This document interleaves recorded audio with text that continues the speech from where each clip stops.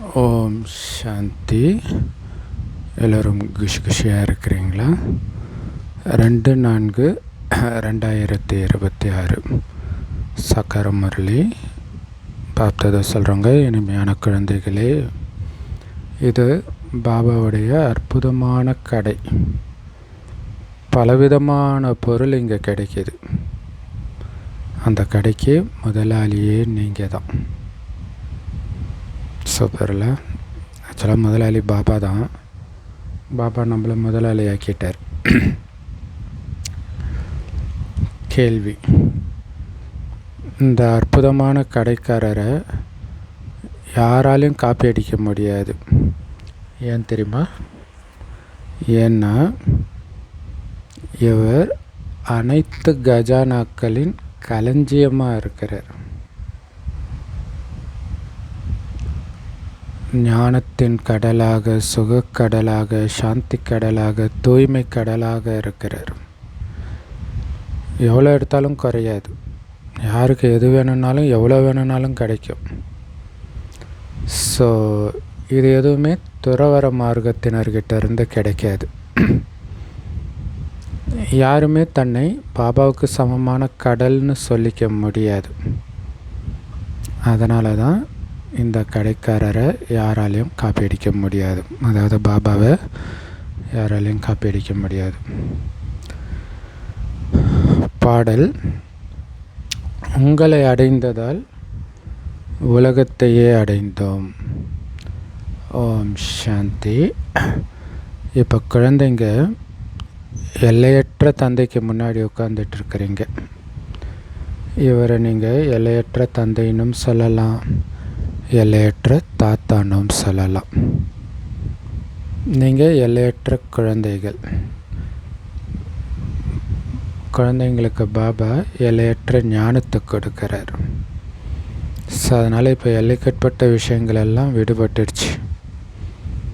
பாபா கிட்டேருந்து எல்லையற்ற ஆஸ்தியை நாம் இப்போ அடையணும்.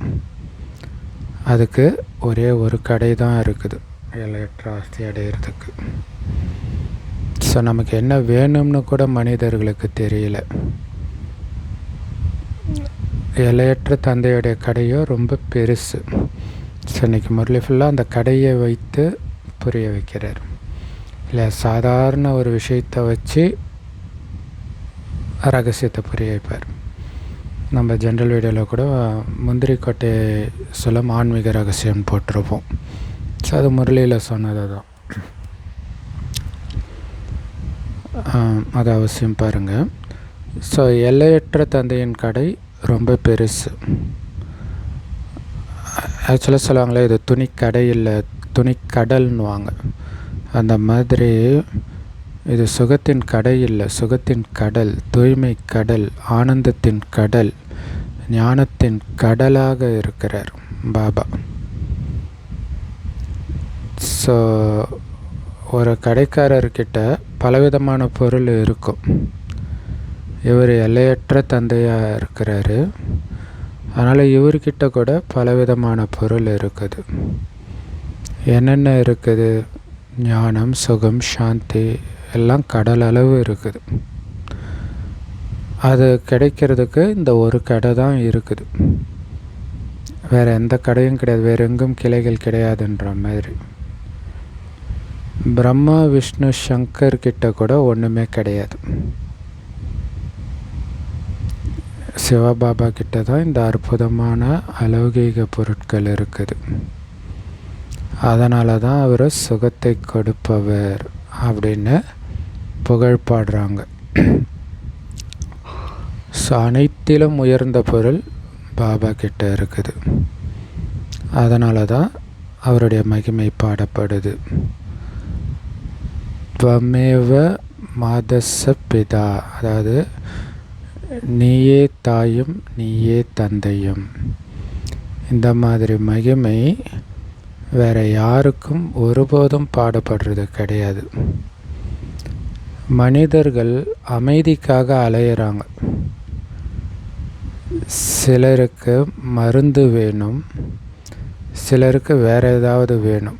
அப்போ தான் அவங்களுக்கு அமைதி கிடைக்கும். அதெல்லாம் எல்லைக்குட்பட்ட கடைகள்.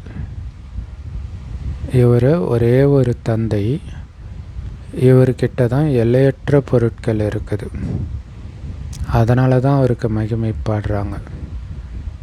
தூய்மையாக்குபவர், துன்பங்களிலிருந்து விடுவிப்பவர், ஞானக்கடல், ஆனந்தக்கடல் அப்படின்னு மகிமை பாடுறாங்க.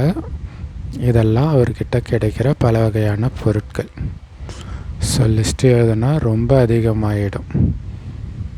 எந்த தந்தைக்கிட்ட இந்த பொருளெல்லாம் இருக்குதோ அந்த பொருளுக்கெல்லாம் குழந்தைங்களுக்கும் உரிமை இருக்குது. ஆனால் இது யாருடைய புத்தியிலும் வருவது கிடையாது. ஏன்னா அப்படிப்பட்ட தந்தையுடைய குழந்தைங்க நாம தான் அப்படின்னா தந்தையின் பொருட்களுக்கு நாம் உரிமையாளராக இருக்கணும்ல. அப்படின்னு அர்த்தம். நம்மளும் சுகக்கடலாக, அமைதி கடலாக, ஆனந்த கடலாக, ஞானக்கடலாக இருக்கணும். பாபா பாரதத்தில் தான் வரார்.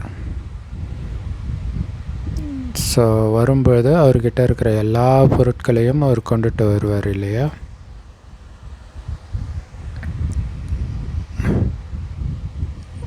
அவர்கிட்ட நாம் போய் எடுக்க முடியாது, பரந்தாமத்துக்கு போய். அதனால தான் பாபா சொல்கிறார், நானே வர வேண்டி இருக்கு. ஏன்னா அங்கே போனனாலே நாம் தூய்மை அடைஞ்சு தான் போக முடியும். அதனால் டைரெக்டாக போக முடியாது, அவரே வர வேண்டி இருக்குது. வந்து எல்லாத்தையும் இங்கே கொடுக்குறாரு, அங்கே கொடுக்கல, பரந்தாமத்தில் கொடுக்கல. கல்பமாக கல்பத்தின் சங்கமயுகத்தில் தான் வரார். வந்தவங்களுக்கு எல்லா பொருளையும் நான் கொடுத்துட்றேன். அதுக்கு பிறகு இது ஒருபோதும் கிடைக்காது. ஸோ இதன் மூலமாக அரை கல்பத்திற்கு நம்முடைய கஜானா நிரம்பிடுது. அங்கே கேட்டு பெற வேண்டிய அவசியம் இல்லாத அளவிற்கு எல்லாமே இருக்கும். இல்லை அங்கே ஒரு பொருள் கிடைக்கல அப்படின்னு சொல்ல முடியாது. சத்தியுகத்தில் எல்லா பொருளும் இருக்கும். நாடகப்படி நாம் இப்போ எல்லா ஆஸ்தியையும் அடையிறோம். பிறகு கொஞ்சம் கொஞ்சமாக ஏணிப்படியில் இறங்கி வரும். சத்தியுகத்திலிருந்து கண்டிப்பாக மறுஜன்மம் எடுத்து தான் ஆகணும். 84 பிறவி எடுத்தாகணும். அந்த 84 பிறவி சக்கரம் அப்படின்னு சொல்கிறாங்க. ஆனால் அதோடைய அர்த்தம் அவங்களுக்கு புரியலை. இல்லை 84 சக்கரம் அப்படின்னு சொல்லிடுறாங்க. 84க்கு பதிலாக 84 லட்சம் பிறவிகள்னு சொல்லிடுறாங்க. மாயா தவறு செய்ய வச்சிடுது. இல்லை 84க்கு பதில் 84 லட்சம்னு போட வச்சிடுது. இப்போ தான் நமக்கு உண்மை புரியுது. மறுபடியும் எல்லாத்தையும் மறந்துடுவோம். இப்போ பாபா கிட்டேருந்து எல்லா பொக்கிஷத்தையும் நிரப்பிக்கிறோம். பிறகு சத்தியுகத்தில் போய் ராஜ்யம் செய்கிறோம். ஆனால் சத்தியுகத்தில் ராஜாராணியான பிறகு நமக்கு இந்த ஞானம் தெரியாது. இந்த ராஜ்யத்தை நமக்கு யார் கொடுத்தாங்கன்னு தெரியாது. லக்ஷ்மி நாராயணனுடைய ராஜ்யம் எப்போ இருந்தது அப்படின்னு இப்போ மனிதர்களுக்கு தெரியல. ஆனால் சொர்க்கத்தின் சுகத்தை பற்றி மகிமை பாடுறாங்க. அனைத்து விதமான சுகத்தையும் கொடுக்குது. ஸோ அதை விட அதிக சுகம் எதுவும் கிடையாது. பிறகு அந்த சுகமும் மறைஞ்சு போயிடும். அரை கல்பத்துக்கு பிறகு ராவணன் எல்லாத்தையும் அபகரிச்சுட்டு போயிடுவான். இல்லை அரை கல்பம் அந்த சுகம் இருக்கும், அப்புறம் அந்த சுகமும் போயிடும். யார் மேலேயாவது கோபப்படுறீங்க அப்படின்னா அந்த காலத்தில் சொல்லுவாங்களாம், உங்களுடைய கலைத்திறமையே அழிஞ்சிடுச்சு அப்படின்ட்டு. அப்போ பாருங்க, கோபப்பட்டால் அந்த கலை போயிடுச்சுன்னு அர்த்தம்னு அப்போ சொல்லியிருக்கிறாங்க. அது கரெக்டு தானே இல்லையா? நீங்களும் சர்வகுண சம்பன்னமாக 16 கலைகளும் சம்பூர்ணமாக இருந்தவங்க தான். ஸோ அந்த கலைகள் எல்லாம் இப்போ முடிஞ்சு போச்சு. ஒரு பாபாவை தவிர வேறு யாருக்கும் இவ்வளோ மகிமைகள் கிடையாது. அதனால தான் பணம் இருந்தால் புண்ணிய தலங்களுக்கு யாத்திரை போயிட்டு வாங்கன்னு சொல்கிறாங்க. ஏன்னா எல்லாத்தையும் கொடுத்தது கடவுள் இல்லையா? அதனால் கொஞ்சம் யோசித்து பாருங்கள். சொர்க்கத்தில் எவ்வளோ அளவற்ற செல்வம் இருந்தது. இப்போ அது இல்லை, எல்லாமே மறைஞ்சு போயிடுச்சு. காரணம், தர்மமும் கீழானதாக, நீங்கள் செய்கிற கர்மமும் கீழானதாக ஆயிடுச்சு. அதனால தான் செல்வம், பொருள், சொர்க்கத்தில் இருந்த செல்வம், பொருள் எல்லாமே மறைஞ்சிடுச்சு. ஏன்னா உங்கள் தர்மம் கெட்டு போச்சு, கர்மம் கெட்டு போச்சு. பிறகு கீழே இறங்கி வர தொடங்குறீங்க. பாபா சொல்கிறார், உங்களுக்கு அவ்வளோ செல்வம் கொடுத்தேன், வைரம் மாதிரி ஆக்கியிருந்தேன். பிறகு அந்த செல்வத்தை எல்லாம் நீங்கள் எங்கே போய் இழந்தீங்க? உங்களுடைய ஆஸ்தியை இப்போ மறுபடியும் முயற்சி செஞ்சு பெற்றுக்கொள்ளுங்கள் அப்படின்னு பாபா சொல்கிறார் இல்லையா? அவ்வளோ செல்வம் கொடுத்தேன், இழந்துட்டீங்க, பரவாயில்ல, இப்போ மறுபடியும் முயற்சி செஞ்சு அனைத்தையும் பெற்றுக்கொள்ளுங்கள்ன்ட்டு மறுபடியும் ஆஸ்தியை கொடுக்குறார். பாபா மீண்டும் நமக்கு சொர்க்கத்தின் ராஜ பதவியை கொடுக்குறாருன்னு நம்ம தெரிஞ்சுக்கிறோம். ஹே குழந்தைகளே, என்ன நினைவு செஞ்சீங்கன்னா உங்கள் மேலே படிஞ்சிருக்கிற பாவக்கரைகள் நீங்கிடும்னு பாபா சொல்கிறார் இல்லையா? பாவக்கரை படிஞ்சிடுச்சுன்னுவாங்க இல்லையா? ஒரு பாவம் செய்யும்போது. ஸோ அதெல்லாம் நீக்கிறதுக்கு என்னை மட்டும் நினைவு பண்ணிக்கிட்டே இருங்கன்றார். குழந்தைங்க என்ன சொல்கிறாங்க? பாபா நாங்கள் நினைக்கிறோம் பாபா, ஆனால் மறந்துடுறோமேன்றாங்க. பாபா சொல்கிறாரு, மறக்குதா? ஒரு பொண்ணுக்கு கல்யாணம் ஆயிடுச்சுன்னா கணவனை எப்போயாவது மறக்கிறாள? அதே மாதிரி லௌகிகத்தில் கூட குழந்தைங்க தந்தையை எப்பயாவது மறக்கிறாங்களா? அப்படி இருக்கும்போது உங்களுடைய தந்தையோ கொடுக்குற வள்ளல், அந்த கணவனோ அந்த தந்தையோ ஒன்றுமே கொடுக்கறது கிடையாது. இவர் கொடுக்குற வள்ளல்,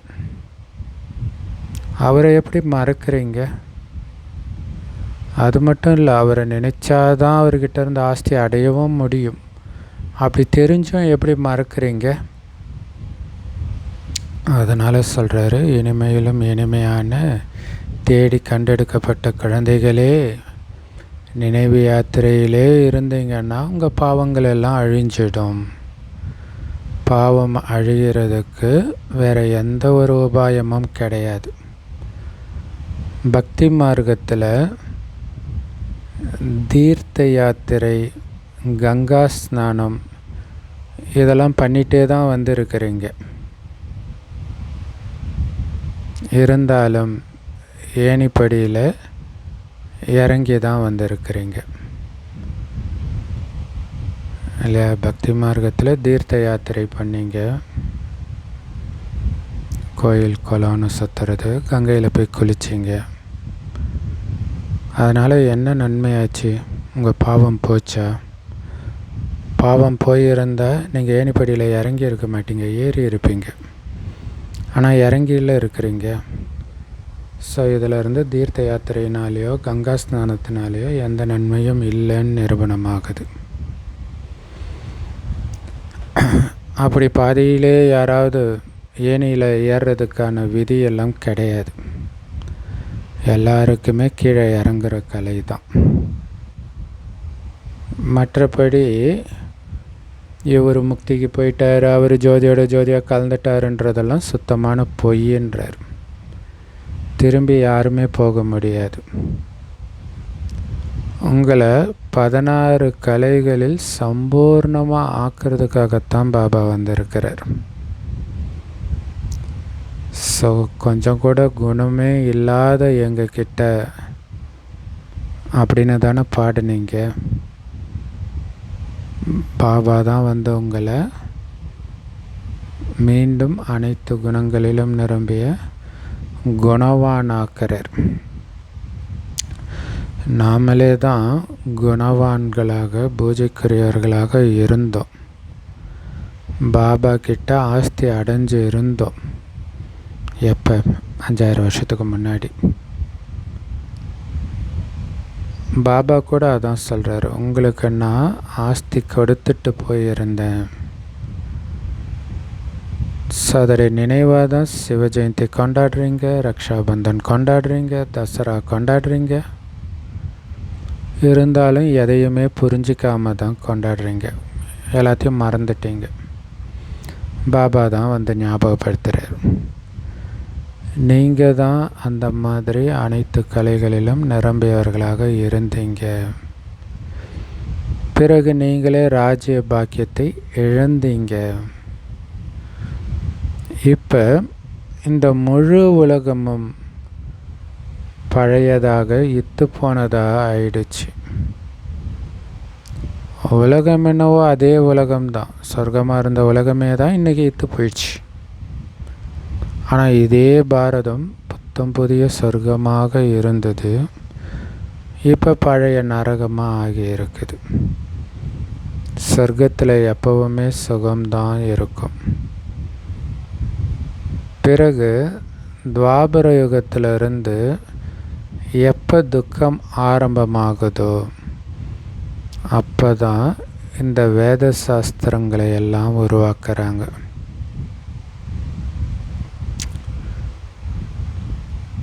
பக்தி செஞ்சு செஞ்சு நீங்கள் எப்போ பக்தியை முழுசாக முடிக்கிறீங்களோ அப்போ தான் பகவான் வரார். பிரம்மாவின் பகல், பிரம்மாவின் இரவு பாதி பாதியாக தானே இருக்கும். ஞானம்ங்கிறது பகல், பக்திங்கிறது இரவு. அவங்க கல்பத்தின் ஆயுளை தலைகீழாக ஆக்கிட்டாங்க இல்லையா? லட்சக்கணக்கான வருடம்னு சொல்லிட்டாங்க.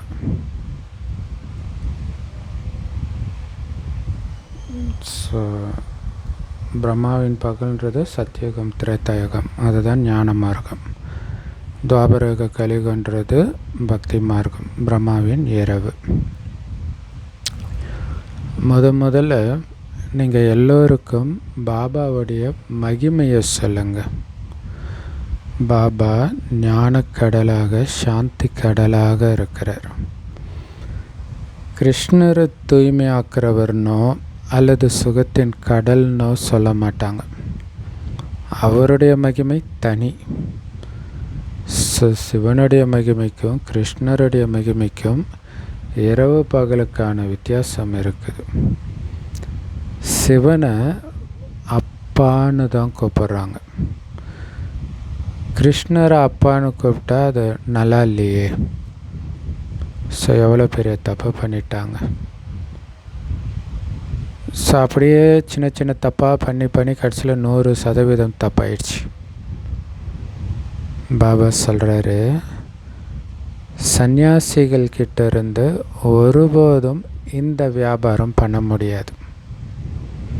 அதாவது இந்த பொருட்கள் கிடைக்காது. அது துறவற மார்க்கத்தை சார்ந்தது. நீங்கள் இல்லற மார்க்கத்தை சார்ந்தவர்கள். நீங்கள் சம்பூர்ண நிர்விகாரியாக இருந்தீங்க. விகாரமற்ற உலகமாக இருந்தது. இப்போ இது விகாரி உலகமாக இருக்குது. ஸோ மனிதர்கள் கேட்குறாங்க, அப்போ சத்தியுகத்தில் குழந்தெல்லாம் பிறக்கலையா? அப்போ அங்கேயும் விகாரம் இருந்தது தானே அப்படின்னு சொல்கிறாங்க. அட, அதுவோ சம்பூர்ண நிர்விகாரி உலகம். அப்புறம் எப்படி அவங்க விகாரியாக இருக்க முடியும்?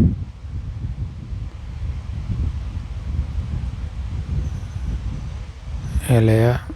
அங்கே காமம் இல்லாமல் குழந்தை பிறந்துச்சுன்னா அவங்களுக்கு தெரியல. அதே மாதிரி சத்தியுகத்தில் இவ்வளவு மனிதர்களும் கிடையாது. பாரதத்தை தவிர அப்போ வேறு எந்த கண்டமும் கிடையாது அப்படின்னு நாம் சொன்னால் இதெல்லாம் எங்களால் ஏற்றுக்க முடியாதுன்றாங்க. உலகமோ எப்போவுமே நிரம்பி தான் இருக்கும் அப்படின்னு சொல்கிறாங்க. ஸோ எதையுமே அவங்க புரிஞ்சுக்கிறது கிடையாது. பாபா தான் புரிய வைக்கிறார். இதே பாரதம் கோல்டன் ஏஜ்டாக, அதாவது தங்கயுக சொர்க்கமாக இருந்தது. இப்போ அயன் ஏஜ் கலியுகமாக இருக்குது. அதனால தான் மனிதர்களுடைய புத்தி கல் புத்தியாக இருக்குது, எதையும் யோசிக்க மாட்டேங்குது. இந்த நாடகம் பற்றி குழந்தைங்க இப்போ புரிஞ்சுக்கிட்டீங்க. ஸோ காந்தி போன்றவர்கள் கூட ராமராஜ்யத்தை தான் விரும்பினாங்க.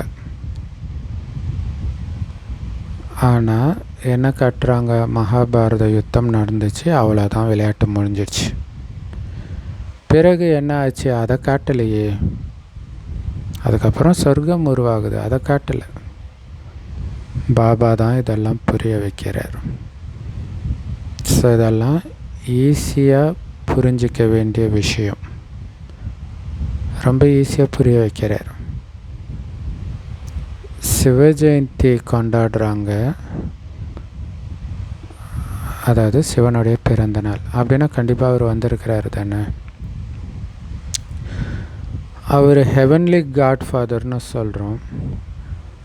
அப்போ கண்டிப்பாக சொர்க்கவாசலை திறக்கிறதுக்காகத்தானே வந்திருப்பார். சொர்க்கவாசல் திறப்பு விழான்னு இங்கே இந்து மதத்தில் தான் கொண்டாடுறாங்க. சொர்க்க வாசலை அவர் எங்கேருந்து திறந்தார்? சொர்க்கத்துக்கு வெளியில் என்ன இருக்குது? நரகம் தான் இருக்குது.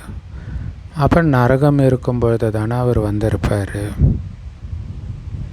சொர்க்கத்தின் கதவை திறந்து நரகத்தின் கதவை மூடிடுவார்.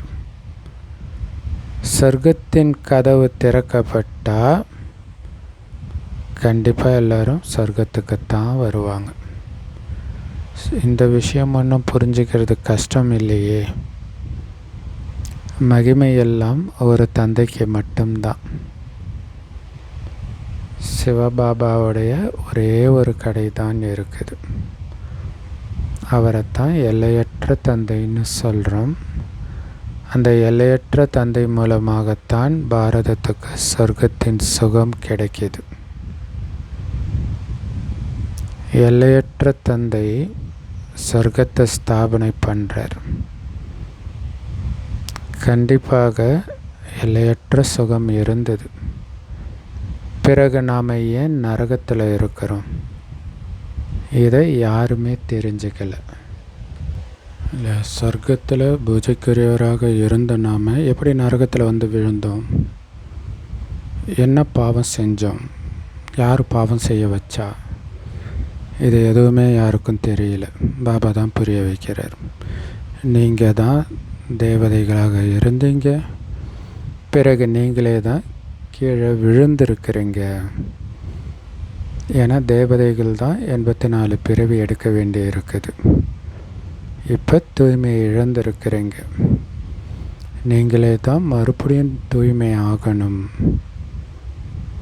ஸோ எப்படி பாபாவுக்கு ஜென்மம் ஏற்படுதோ அதேமாதிரி ராவணனுக்கும் ஜென்மம் ஏற்படுது.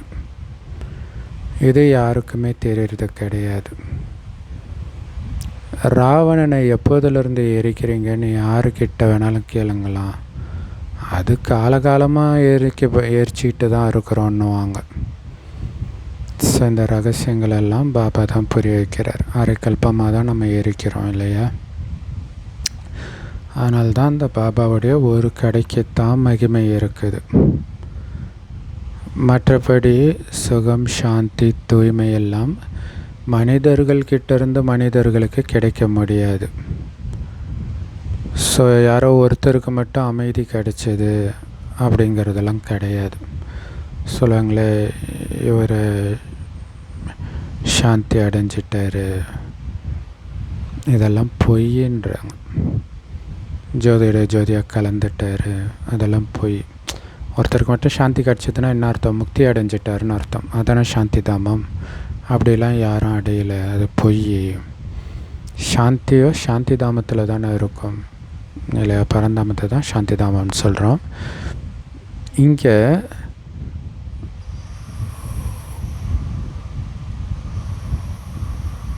ஒருத்தர் அமைதியாக இருக்கிறார் அப்படின்னா மற்றவங்க யாரும் எதுவும் பண்ணாத வரைக்கும் அமைதியாக இருப்பார். ஒருத்தர் அசாந்தியை உருவாக்குனா அவ்வளோதான், அவருடைய அமைதி போயிடும். ஸோ சுகம், சாந்தி, தூய்மை, இந்த அனைத்து பொருட்களின் வியாபாரி ஒரே ஒரு சிவபாபா மட்டும்தான். அவர்கிட்ட யார் வேணாலும் வந்து வியாபாரம் செய்யலாம். அவரைத்தான் வியாபாரின்னு சொல்கிறோம். தூய்மை, சுகம், சாந்தி, செல்வம் எல்லாமே அவர்கிட்ட தான் இருக்குது. ஸோ அவர்கிட்ட கிடைக்காத எந்த ஒரு பொருளும் கிடையாது. சொர்க்கத்தின் ராஜ்யத்தை இப்போ நீங்கள் அடையிறீங்க. பாபாவோ அந்த சொர்க்க ராஜ்யத்தை கொடுக்கறதுக்காகத்தான் வந்திருக்கிறார். ஸோ கொடுக்கிறவர் கொடுத்துக்கிட்டே இருக்கிறார். ஆனால் எடுக்கிற நீங்கள் எடுத்து கலைச்சி போயிடுறீங்க. அவர் கலைச்சி போகிறதில்ல, நீங்கள் தான் கலைச்சி போயிடுறீங்க. நான் வர்றது கொடுக்கறதுக்காகத்தான். நீங்கள் ஏன் பெற்றுக்கொள்வதில் குளிர்ந்து போயிடுறீங்க? அதாவது திருப்தி அடைஞ்சிடுறீங்க, போதும்பா அப்படின்னு ஏன் போயிடுறீங்க? இல்லை, இதில் மட்டும் திருப்தியே அடையக்கூடாது. எவ்வளோ முடியுமோ அவ்வளோ அடையணும். குழந்தைங்க சொல்கிறாங்க, பாபா மாயாவுடைய புயல் வருது பாபா. பாபா சொல்கிறாரு, ஆமாம் வரதான் செய்யும். மிக உயர்ந்த பதவி அடையணும்ல, அதுக்கு நீங்கள் தகுதியாக இருக்கிறீங்களான்னு செக் பண்ணணும்ல. செக் பண்ணுறதுக்கு தான் மாயா வருது. மாயின் புயல் அசையாமல் இருந்தீங்கன்னா நீங்கள் தகுதி உடையவர்னு அர்த்தம். ஸோ நீங்கள் சொர்க்கத்தின் எஜமானர்களாக ஆகிறது இன்னும் குறைஞ்ச விஷயமா என்ன? அப்போ கண்டிப்பாக முயற்சி பண்ணணும். ஸ்ரீமத் படி நடந்துக்கிட்டே இருந்தால் மாயா வராது. ஸோ அதனால் ஸ்ரீமத் படி நடக்கிறதுல கவனம் கொடுக்கணும். நேற்று சொன்னார் பார்த்தீங்களா, அந்த 108 மணிமாலையில்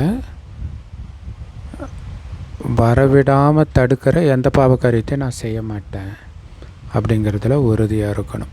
ஸோ அதெல்லாம் முக்கியமான பாயிண்ட்டை எழுதி வச்சு திரும்ப திரும்ப மனசுக்குள்ளே அசை போடணும். அப்போ தான் நல்ல தாரணை ஆகும், வைராக்கிய உணர்வு வரும். ஸோ ஸ்ரீமத் படி நடந்துக்கிட்டே இருக்கணும். அப்போ தான் மாயா கிட்டேருந்து தப்பிக்க முடியும். உங்களுக்கு என்னென்ன பொருள் எல்லாம் பாபா கிட்டேருந்து கிடைக்குதோ அதை நீங்கள் மற்றவங்களுக்கும் கொடுக்கணும், தானம் பண்ணணும். அதே மாதிரி தூய்மை ஆகணும்னா 5 விகாரங்களை பாபா கிட்ட கண்டிப்பாக கொடுத்துடணும், தானம் பண்ணிடணும். அதுக்கு முயற்சி பண்ணணும். என்ன முயற்சி? ஒன்றும் இல்லை, பாபாவை நினைவு பண்ணிக்கிட்டே இருக்கணும். அப்போ தான் அந்த பாவக்கரை நீங்கும். இங்கே நினைவு தான் முக்கியமானது. அதனால் உறுதிமொழி எடுத்துக்கோங்க. பாபா, நாங்கள் ஒருபோதும் விகாரத்தில் செல்ல மாட்டோம், இல்லையா? உயிரே போனாலும் விகாரத்தில் விழ மாட்டோம். அப்புறம் எப்படி வெற்றி மாலையில் மணி ஆகிறது? அதேமாரி யார் மீதும் கோபப்பட மாட்டோம். அதுக்கு என்ன பண்ணணும்? உறுதிமொழி எடுத்தால் போதாது. அந்த சக்தி எப்போ கிடைக்கும்? கண்டிப்பாக நினைவிலே இருந்தால் தான் கிடைக்கும். பாபா நினைவிலும் இருக்கணும், இந்த உறுதிமொழி எடுத்திருக்கிறன்ற ஞாபகமும் இருக்கணும். இல்லாட்டினா எப்படி இவ்வளோ பாவத்தை அழிக்கிறது? மற்றபடி ஞானத்தை புரிஞ்சுக்கிறதோ ரொம்ப ஈஸி. 84 பிறவி சக்கரத்தை எப்படி சுற்றி வந்தோன்றது தானே ஞானம். இதை நீங்களும் ஈஸியாக புரிஞ்சுக்கலாம், யாருக்கு வேணாலும் ஈஸியாக புரிய வைக்கவும் முடியும். மற்றபடி நினைவு யாத்திரையில் இருக்கிறதுக்கு தான் முயற்சி தேவைப்படுது. பாரதத்துடைய புராதன யோகம் புகழ் வாய்ந்தது. ஸோ அந்த யோகத்துக்கான ஞானத்தை தான் கற்றுக் கொடுக்குறார். என்ன கற்றுக் கொடுக்குறாரு? மண்மனாபவ, அதாவது என்னை மட்டும் மட்டும் நினைவு செஞ்சிங்கன்னா உங்களுடைய பாவங்கள் எல்லாம் அழிஞ்சிடும். அவ்வளோதான் ஞானம். ஸோ நீங்கள் எப்போ வரீங்களோ அப்போ நாங்கள் மற்ற தொடர்புகளை எல்லாம் விட்டுட்டு உங்கள் ஒருத்தருடைய தொடர்பில் மட்டும் வருவோன்னு நீங்கள் பாடினீங்களே அப்படின்ட்டு பாபா ஞாபகப்படுத்துகிறார். உங்கள் மேலே முழு பலியாகவும் சமர்ப்பணமாகவும் உங்களை தவிர வேறு யாரையுமே நினைக்க மாட்டோம் அப்படின்னு உறுதிமொழி எடுத்திருக்கிறீங்க. பிறகு ஏன் மறந்துடுறீங்க? இல்லை, பாபாவுடைய ஒரு ஆகிறதுக்கு முன்னாடியும் அதை பாடி இருக்கிறோம். ஆன உடனேவும் அதான் சொன்னோம், இல்லை உங்கள் தொடர்பில் மட்டும்தான் இருப்போன்ட்டு. பிறகு ஏன் மறந்துடுறீங்க அந்த உறுதிமொழியை? கைகள் வேலை செஞ்சிட்டு இருந்தாலும் மனம் கண்டிப்பாக அந்த ஒரு சிவபாபா கிட்ட தான் இருக்கணும். ஏன்னா நீங்கள் தான் கர்ம யோகிகள். இல்லை, கைகள் கர்மம் செய்யணும், புத்தி பாபாவை நினைக்கணும். ஸோ தொழில் போன்றவற்றை செஞ்சுக்கிட்டு புத்தி யோகத்தை மட்டும் பாபா கிட்ட மட்டும் ஈடுபடுத்தணும். ஸோ காதலனையே நினைக்கிற மாதிரி நாம் பாபாவையே நினைக்கணும். ஏன்னா நம்முடைய நாயகன் அவர் தான். அவரே சொல்கிறாரு, நாயகிகளாகிய நீங்கள் அரைக்கல்பமாக என்னை நினைவு பண்ணிட்டு தான் வந்திருக்கிறீங்க. இப்போ இத்தனைக்கும் அரைக்கல்பம் நான் இல்லாமலே நினச்சிங்க. இப்போ நானே நேரடியாக வந்திருக்கிறேன். கரெக்டாக நான் எப்படி இருக்கிறேன்னு உங்களுக்கு இப்போ தெரியும். அதனால் என்ன கரெக்டாக நினைவு பண்ணுங்க. இந்த நினைவை தான் அடிக்கடி மறந்துடுறீங்க. இதில் தான் முயற்சி பண்ணணும். கர்மாதித்த நிலை அடைஞ்சிட்டிங்கன்னா பிறகு இந்த சரீரத்தையே விட வேண்டியது இருக்கும். எப்போ ராஜ்யம் ஸ்தாபனை ஆகிறதோ அப்போ தான் நீங்கள் கர்மாதித்த நிலையை அடைவீங்க. திடீர்னுலாம் அடைஞ்சிட முடியாது. ஏன்னா இந்த சரீரத்தை விட்டுட்டு அங்கே ரெடியாக இருக்கணும். அங்கே எல்லாமே இப்போதைக்கு எல்லாருமே புருஷார்த்திகள் தான், அதாவது முயற்சி செய்கிறவங்க தான். எல்லாரையும் விட அதிகமாக மம்மாவும் பாபாவும் சிவபாபாவை நினைவு செய்கிறாங்க. ஸோ அதனால்தான் சூக்ஷ்மவதனத்திலையும் அவங்கள பார்க்க முடியுது. அப்படின்னு என்ன அர்த்தம்? சூக்ஷ்மவதனத்துக்கு போகிறதுக்கு ரெடியாக இருக்கிறாங்க. அந்த அளவுக்கு நினைவு பண்ணுறாங்க. அப்போவே 69க்கு முன்னாடி வந்த முரளி இது. பாபா புரிய வைக்கிறாரு, நான் யாருக்குள்ளே பிரவேசமாகிறேனோ அவருக்கு இது அநேக ஜென்மங்களின் கடைசி ஜென்மம். அதாவது பிரம்மாவுக்கு இது கடைசி ஜென்மம். அவரும் இப்போ உங்களை மாதிரியே முயற்சி பண்ணிகிட்டு இருக்கிறார். இப்போவே யாரும் கர்மாதீத்த நிலையை அடைய முடியாது. ஏன்னா கர்மாதீத்த நிலை ஏற்பட்டுடுச்சுன்னா பிறகு இந்த சரீரம் இருக்க முடியாது. கர்மாதீத்த நிலைன்றது முழுக்க தூய்மையாயிடுச்சு ஆத்மான்னு அர்த்தம். அப்புறம் எதுக்கு அழுக்கான உடம்புல இருக்கணும்? அதனால் உடம்பை விட்டு விடுபட்டுடும். ஸோ பாபா எவ்வளோ அழகாக புரிய வைக்கிறார். இப்போ புரிஞ்சிக்கிறவங்களுடைய புத்தியை பொறுத்து தான் இருக்குது. பாபா நல்லா தான் புரிய வைக்கிறார். ஹெவன்லி காட் ஃபாதர் ஒருத்தர் தான். அவர்கிட்ட தான் ஞானத்தின் அனைத்து பொருட்களும் இருக்குது. அவர் தான் உண்மையில் மந்திரவாதி. இல்லை, வேறு யாருக்கிட்டையும் சுகம் சாந்தி தூய்மையின் ஆஸ்தி கிடைக்காது. பாபா ரொம்ப நல்லா புரிய வைக்கிறாரு. குழந்தைங்களும் இந்த ஞானத்தை தாரணை பண்ணி மற்றவர்களையும் தாரணை பண்ண வைக்கணும். எவ்வளவு நீங்கள் தாரணை பண்ணுறீங்களோ அந்த அளவுக்கு ஆஸ்தி அடைவீங்க. நாளுக்கு நாள் மிகவும் புது பொருட்கள் கிடைக்கிது. இல்லை, இந்த ஞானத்தை கேட்க நிறைய புது கருத்துக்கள் வருது. லக்ஷ்மி நாராயணனை பாருங்கள், எவ்வளவு இனிமையானவர்கள். அவங்கள மாதிரி நீங்களும் இனிமையானவர்களாக ஆகணும். நல்லது. இனிமையிலும் இனிமையான காணாமல் போய் வெகுகாலம் கழித்து கண்டெடுக்கப்பட்ட செல்லமான குழந்தைங்களுக்கு தாய் தந்தை பாப்தாதாவின் அன்பு நினைவுகள் மற்றும் காலை வணக்கம். நம்மளும் இனிமையிலும் இனிமையான பாப்தாதாவுக்கு அன்பு நினைவுகள் மற்றும் காலை வணக்கம் சொல்கிறோம். வேறு எந்த சத் சங்கத்திலையாவது இந்த மாதிரி சொல்கிறாங்களா? இது நம்முடைய முற்றிலும் புது மொழி. ஆன்மீக ஞானம்னு இதைத்தான் சொல்லப்படுது. நல்லது. பாபா கிட்டேருந்து கிடைச்சிருக்கிற சுகம், சாந்தி, தூய்மை ஆகிறதுக்கான பொருட்களை எல்லோருக்கும் கொடுக்கணும். ஸோ முதல்ல விகாரங்களை தானம் பண்ணி நீங்கள் தூய்மை ஆகணும். பிறகு அழிவற்ற ஞான செல்வத்தின் தானம் பண்ணணும் மற்றவங்களுக்கு. தேவதைகள் மாதிரி நம்மளும் இனிமையானவராக ஆகணும். பாப்தாதா கிட்ட நாம் என்ன உறுதிமொழி கொடுத்துருக்குறோமோ அதை சதா ஞாபகம் வச்சுக்கணும். இல்லை, அவரை தவிர வேறு யாரையும் நினைக்க மாட்டோம் அப்படின்னு சொல்லியிருக்கிறோம். மேலும் பாபாவுடைய நினைவிலிருந்து உங்களுடைய பாவத்தை எல்லாம் அழிக்கணும். வரதானம் நிமித்தம், அதாவது கருவின்ற உணர்வின் நினைவின் மூலமாக உங்களுடைய ஒவ்வொரு சங்கல்பத்தின் மீதும் கவனம் வைக்கக்கூடிய நிவாரண சுரூபம் ஆகுங்கள்.